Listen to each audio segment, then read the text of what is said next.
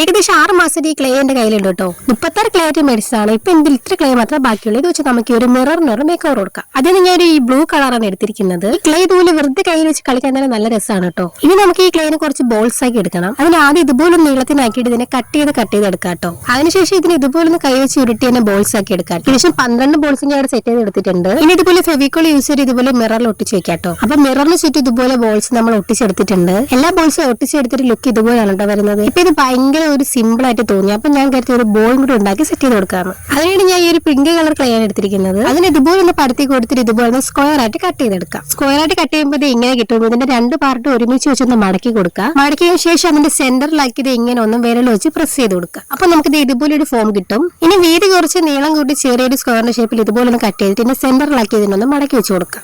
ഇനി ഇങ്ങനെ 2 പീസും കൂടി കട്ട് ചെയ്തെടുത്ത് അതിന്റെ താഴെയായിട്ട് ഇങ്ങനെ ഒന്ന് വെച്ച് കൊടുക്കാം. ഇത്രയേ ഉള്ളൂ. സിമ്പിൾ ആയിട്ട് റിബൺ സെറ്റ് എടുത്തിട്ടുണ്ട്. ഇനി നമുക്ക് ഇതിന്റെ പുറത്ത് വെച്ച് ഒട്ടിച്ചു കൊടുക്കാം. അപ്പൊ ഇതാണ് നമ്മുടെ മേക്കിംഗിലെ ഫൈനൽ ലുക്ക്. എന്തായാലും റിബണും കൂടി വെച്ചപ്പോഴത്തേക്ക് ലുക്ക് കംപ്ലീറ്റ് ആയിട്ടുണ്ട്. ഇങ്ങനെയാണ് കാണാൻ നല്ല ഭംഗിയിൽ. എന്തായാലും കമന്റ് ചെയ്യാം. അപ്പൊ ഈ ഒരു മിററിന്റെ മേക്ക് ഓവർ ലുക്ക് ഇഷ്ടപ്പെട്ടാൽ എന്തായാലും ചാനൽ സബ്സ്ക്രൈബ് ചെയ്യുക, വീഡിയോക്ക് ലൈക്ക് ചെയ്യുക. അടുത്ത വീഡിയോ കാണാം. ബൈ.